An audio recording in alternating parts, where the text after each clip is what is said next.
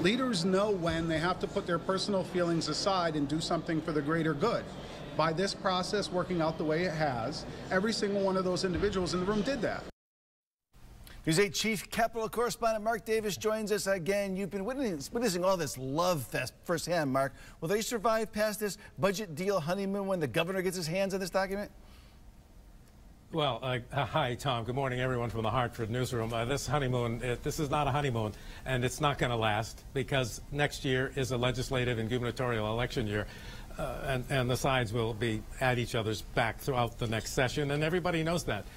But the bigger question is, the one that you just touched on, is this flaw that the governor's budget director has identified in this budget plan, and whether or not this budget plan crashes this coming week. Now, the governor has to either sign or veto this bill by no later than Wednesday, and I don't think he's talking about this just to be a pain in the neck. Listen to the language here from Ben Barnes, who is the governor's budget secretary, as you know, technically the Secretary, Office of Policy and Management. Nobody knows more about this stuff than Ben Barnes. He says the hospital language included in the budget makes the Center for Medicare and Medicaid Services approval of the tax and supplemental payments extremely unlikely.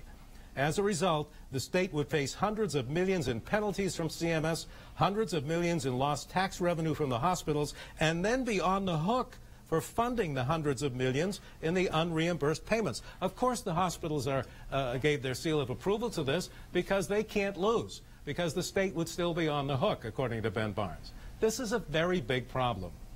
So is this a veto problem, Mark, or not? Is it a what? Is this enough to have the governor veto this and say, go back and fix this? Oh, I think so.